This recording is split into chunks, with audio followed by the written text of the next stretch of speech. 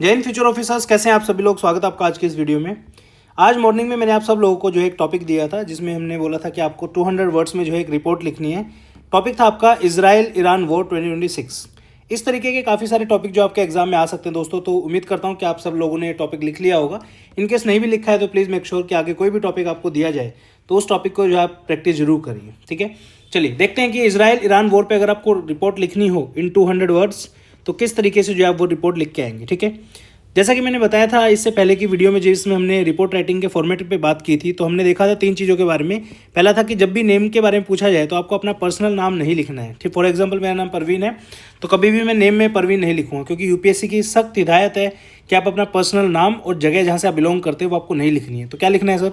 लिखना है ABC या XYZ। ठीक है, तो नेम में ABC में लिख रहा हूँ, प्लेस में XYZ में यहाँ पे लिख रहा हूँ। डेट जो है कोई भी पर्टिकुलर इवेंट है उसके बाद की जो है डेट आप डाल सकते हैं, लेकिन जिस दिन आप एग्जाम लिख रहे हैं उससे पहले की डेट वो होनी चाहिए। ठीक है, मान लीजिए आज जो है 6 मार्च का दिन है तो मैं इसमें जो है 5 मार्च जो है यहाँ पे लिखूंगा। ठीक है, 5 मार्च 2026। ठीक है, उसके बाद मैंने आपको बताया था कि 3 पैराग्राफ में जो है आप एक रिपोर्ट को जो है लिख सकते हैं। ठीक है, जैसे ग्लिम्सिस हो गया आपका, यहाँ पे करंट हैपनिंग हो गया, न्यूज़ हो गया। ठीक है, first paragraph is all about current happening, कि करंट में जो है टॉपिक से रिलेटेड जो भी आपका टॉपिक है उससे रिलेटेड क्या क्या चीज़ें न्यूज़ में आपकी चल रही है। ठीक है, उसके रिलेटेड हमें लिखना है। तो इजराइल ईरान वॉर में क्या क्या चीज़ें चल रही हैं। इजराइल ईरान वॉर जो है 28 फरवरी को शुरू हो चुका है। तो ये सब बेसिक चीज़ें हैं। रिपोर्ट में एक सबसे इंपॉर्टेंट चीज़ आपको ध्यान रखनी है, वो है डाटा। अगर आपको किसी भी टॉपिक के बारे में डाटा अगर आपको पता है तो बहुत अच्छे तरीके से जो आप रिपोर्ट लिख सकते हैं और ईजिली कम से कम 6 से लेकर 6.5 नंबर तो बहुत प्यार से आप ला सकते हैं रिपोर्ट के अंदर। ठीक है, तो इस टॉपिक के हिसाब से देखते हैं कि क्या क्या डाटा जो है हमें डालना है इसके अंदर। ठीक है, तो यहाँ से शुरू होता है। The Israel Iran war of 2026 began on 28 February 2026 when Israel reportedly with the support from the United States launched a large scale preemptive airstrike against Iranian military and strategic targets. ठीक है, the operation targeted cities such as Tehran, Isfahan, Qom और कराच, hitting missile bases, military installations and leadership compounds. ठीक है, ये भी आपको पता होगा कि काफ़ी सारे जो है टारगेटेड सिटीज़ को जो है वहाँ पे अटैक किया गया इसराइल और यूएसए के द्वारा। मिलिट्री इंस्टॉलेशंस को अटैक किया गया है, मिसाइल मारी गई वहाँ पे, और लीडरशिप कंपाउंड जो थे यहाँ पे, जहाँ पे बड़े बड़े लीडर्स रुके हुए थे, उनको भी जो है उड़ाया गया यहाँ पे। ठीक है, during this strikes several high ranking Iranian officials including supreme leader Ayatollah Ali Khamenei were killed. ठीक है, तो यहाँ पे जो इनकी डेथ हो जाती है। ठीक है, इनको मार दिया जाता है। In retaliation Iran launched ballistic missiles and drones against Israeli territory and US military bases across the Middle East. ठीक है, और बदले में जो ईरान ने बहुत सारे जो है मिसाइल्स, ब्लास्टिक मिसाइल जो हैं, ड्रोन जो है अगेंस्ट इजरायली टेरिटरी और यूएस के जितने मिलिट्री बेसिस थे मिडल ईस्ट के अंदर, चाहे वो आपका ईरान में हो, चाहे वो आपका इराक में हो, यूएई में हो, कतर में हो, सऊदी अरेबिया में हो। ठीक है, सब जगह इन्होंने काफ़ी नुकसान पहुंचाने की कोशिश की।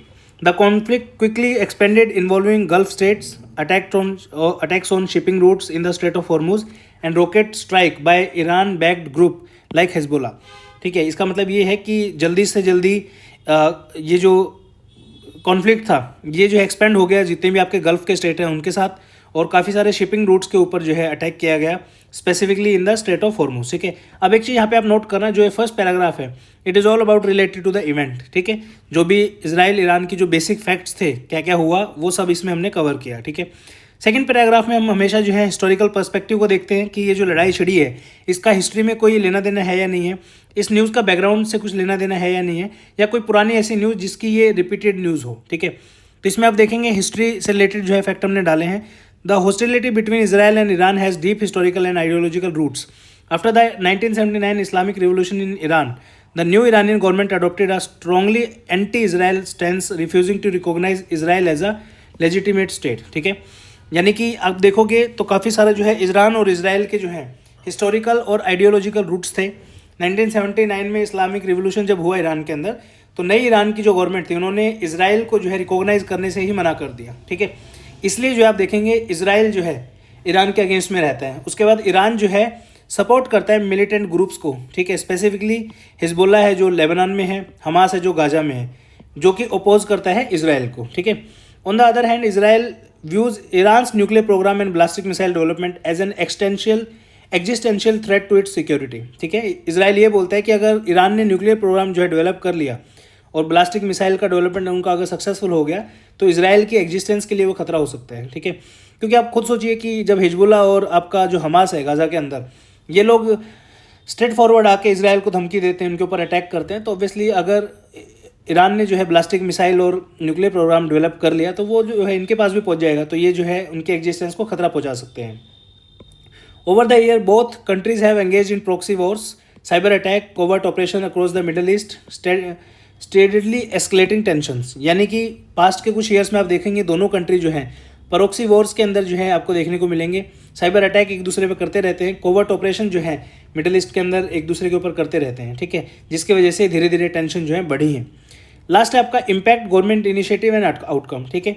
अब गवर्नमेंट इनिशिएटिव जनरली हम यहाँ पे इंडिया के कॉन्टेक्स्ट में लिखते हैं, अगर इंडिया कोई स्टेप ले रहा है तो आप जो है लास्ट पैराग्राफ में जो है गवर्नमेंट इनिशिएटिव लिख सकते हैं, बट यहाँ पे इंडिया का फिलहाल तक तो कोई रोल नहीं है, तो इसका इम्पैक्ट क्या हुआ इस वॉर का और आउटकम इसका क्या होने वाला है उसके बारे में लिख सकते हैं। आउटकम अभी जो है स्पेसिफाइड नहीं है, तो हम इम्पैक्ट के ऊपर बात करेंगे, ठीक है। The future course of the Israel Iran war remains uncertain, क्योंकि उसकी कोई सर्टेनिटी नहीं है कितने दिन वॉर चलेगा या नहीं। Analyst believe the conflict would इधर escalate into a larger regional war involving multiple Middle Eastern countries or eventually move toward diplomatic negotiation under international pressure। दो ही चीज़ें हो सकती है, या तो ये कि भाई और भी ज़्यादा मिडल ईस्ट की जो कंट्रीज़ हैं वो जो है एक साथ आ जाएंगी और लड़ाई करेंगी, या फिर जो है डिप्लोमेटिक नेगोशिएशन जो है वो हो जाएंगे इंटरनेशनल प्रेशर में, क्योंकि इधर से ईरान के ऊपर भी लोग बोलेंगे कि भाई मत करो यार लड़ाई वड़ाई, उधर से इजराइल है आपका यूएसए है तो इनके ऊपर भी प्रेशर डाला जाएगा इंटरनेशनल कंट्रीज़ के द्वारा, right. Continued fighting may disrupt global oil supply and international trade due to instability in the Persian Gulf। अगर लड़ाई ऐसे ही चलती रही तो ग्लोबल ऑयल सप्लाई जो है उसको जो है वो डिसरप्ट हो सकती है और इंटरनेशनल ट्रेड जो है वो इनस्टेबल जो हो सकता है पर्शियन गल्फ में, ठीक है।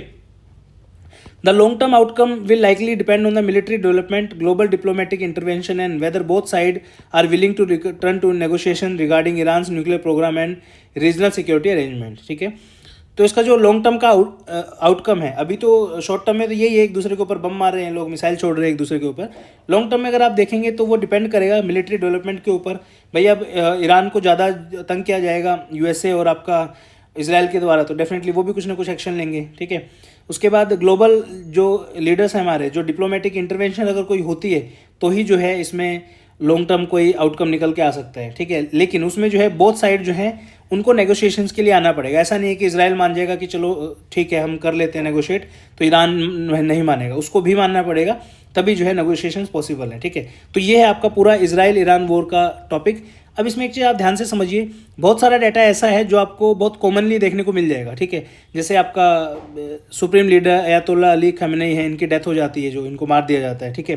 हिजबुल्ला हो गया आपका, हमास हो गया, ठीक है। उसके बाद जो है कब शुरू हुआ ये वॉर, कौन कौन सी सिटी है। अब मैं ये एक्सपेक्ट करता हूँ कि आपको तेहरान के बारे में तो पता होगा, इस्फान, कौम, कराची, अगर इनके बारे में नहीं भी पता तो भी कोई दिक्कत नहीं है, आप बोल सकते हो operation targeted cities, big cities like Tehran, बस इतने से बोल के भी खत्म कर सकते हो, ठीक है।